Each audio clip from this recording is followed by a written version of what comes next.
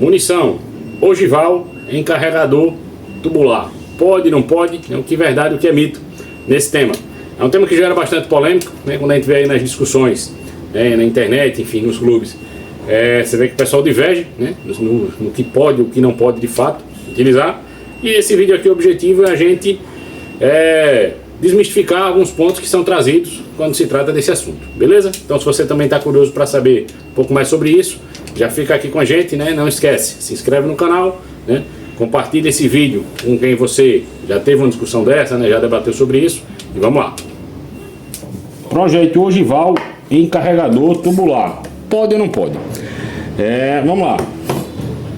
Primeiro, se você não está para quem não está familiarizado com o que é um carregador tubular é esse tipo de carregador aqui, né? Algumas armas possuem, né? Principalmente armas com um projeto mais antigo, onde a munição, né, ela fica alojada nesse tubo, que normalmente ele vai ficar abaixo do cano da arma em si, né? Alguns têm esse tubo na coronha, né? Enfim, tem vários projetos, mas normalmente você vai encontrar dessa forma.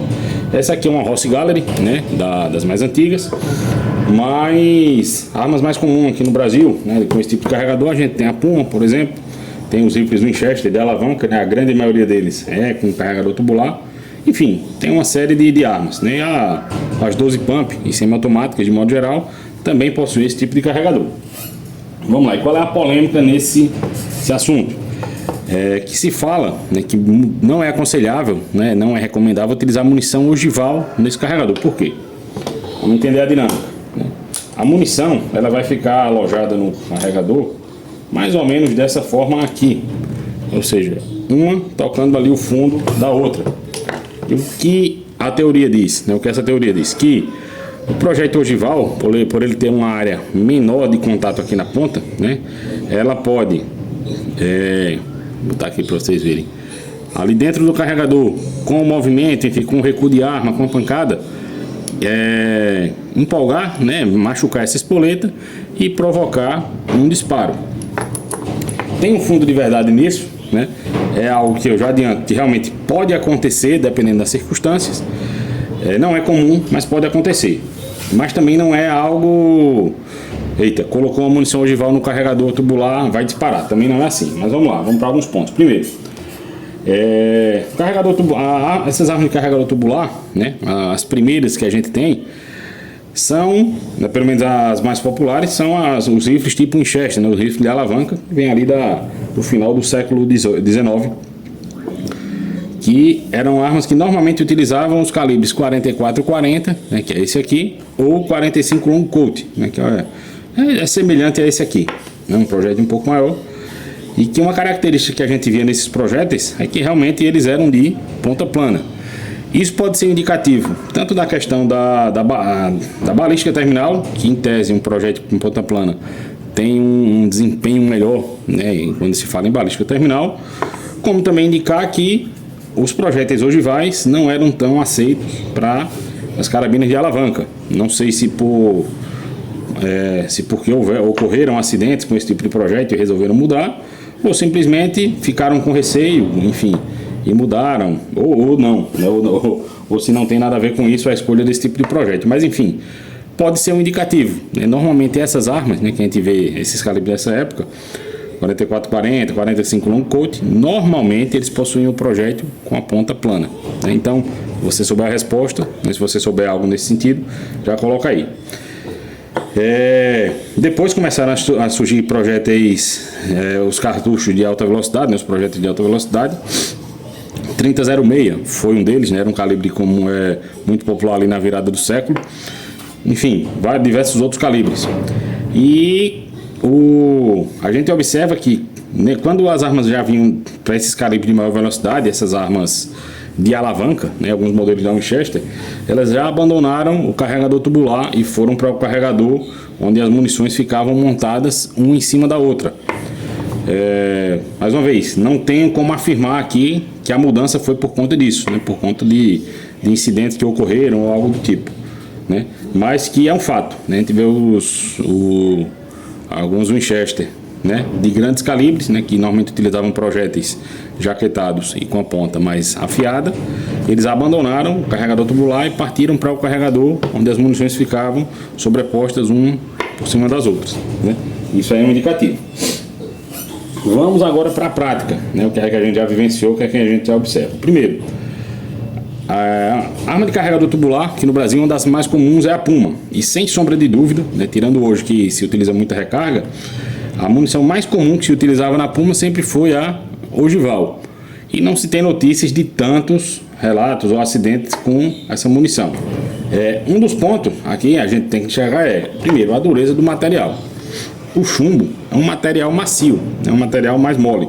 Então, para ele conseguir, né, ir batendo ali, encostando no fundo da espoleta, ao ponto dele conseguir amassar essa espoleta e deflagrar o cartucho da frente, é difícil. Mais uma vez, não é que não pode acontecer, já a gente vai citar um caso mais específico, mas é mais difícil. Enquanto que um projeto como esse, por exemplo, ele tem tudo para conseguir realmente ferir a espoleta da frente, né, dependendo da pancada, e ocasionar realmente a detonação daquela espoleta. A gente tem algumas munições que tem cartucho tipo garrafinha, né, como o 3006, que ainda são disponibilizadas em carregador tubular, mas enfim, não é a regra, né? De modo geral, quando a gente vai utilizar esses carregadores, essas munições, normalmente as armas são com carregador com munição sobreposta. E quando se vai utilizar, mesmo assim vai utilizar esse tipo de munição em carregador tubular, recomenda-se utilizar pelo menos os que tenham a ponta com essas pontas de polímero, né? Ou enfim, que não tenha uma área ou que não tenha um material tão duro, para evitar que realmente ocorra um acidente. Na prática, Puma, né, eu nunca vi, né, não cheguei a ver Puma disparando, detonando munição no carregador, né, com tipo de munição ogival. Já vi relatos de Puma detonando, principalmente quando se utilizava projéteis tipo Spitzer, né, que são aqueles projéteis pontudos, no calibre 38, principalmente os jaquetados, né? E aí você tem um cartucho, né, de parede paralela, praticamente, que o cartucho de trás vai estar realmente alinhado com a espoleta da frente e pode detonar, como eu já vi relatos. Recentemente, a gente teve o caso de uma 12, né, de uma military, que detonou todos os cartuchos do tubo, basicamente. E o que aconteceu? A munição utilizada era o balote knockdown. O balote knockdown tem, vou pegar deixar aqui para vocês. O balote knockdown, ele original, ele aqui é assim, está dentro do cartucho. O que acontece? Pode ver que ele tem aqui, esse aqui de fora vai ficar mais fácil de visualizar. Ele tem essa ponta, aqui, essa protuberância aqui na ponta dele. E se observar, ela é menor do que a espoleta. Esses cartuchos mais novos, essa protuberância ela fica mais baixa. Mas os mais antigos eu lembro que ela ficava um pouco sobressaltada aqui. E o que pode acontecer também, com o tempo, um cartucho sobre o outro pode ir amassando, né, vai amassando ali a borda do cartucho, causando o rebaixamento aqui da borda, e o balote, né, que ele vai estar apoiado, não vai baixar, e esse pino vai ficar sobressaltado.